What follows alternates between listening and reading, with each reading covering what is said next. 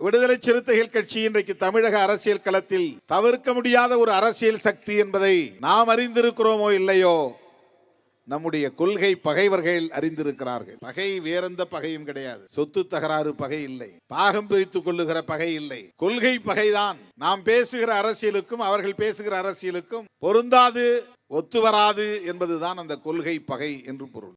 நாம் பேசுகிற அரசியல் என்ன? புரட்சியாளர் அம்பேத்கர் பேசிய அரசியல் தான் நாம் பேசுகிற அரசியல். நம்முடைய அரசியல் என்ன அரசியல்?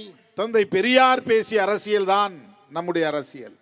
சிறுத்தைகள் முன்வைக்கும் அரசியல் என்ன அரசியல்?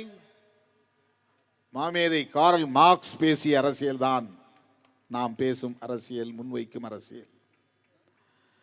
ஆகவே அம்பேத்கருடைய சிந்தனைகளுக்கு, பெரியாருடைய சிந்தனைகளுக்கு, மார்க்சிய சிந்தனைகளுக்கு எதிரானவர்கள் நம்முடைய கொள்கை பகைவர்கள். அவ்வளவுதான்.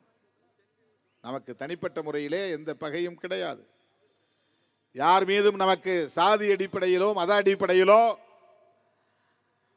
அல்லது வேறு காரணங்களாலோ எந்த பகையும் இல்லை.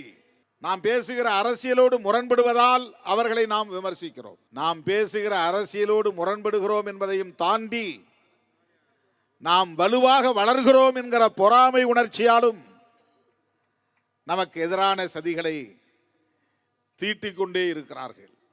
A to B, உங்கள் பசியார எங்கள் ருசி பேசும்.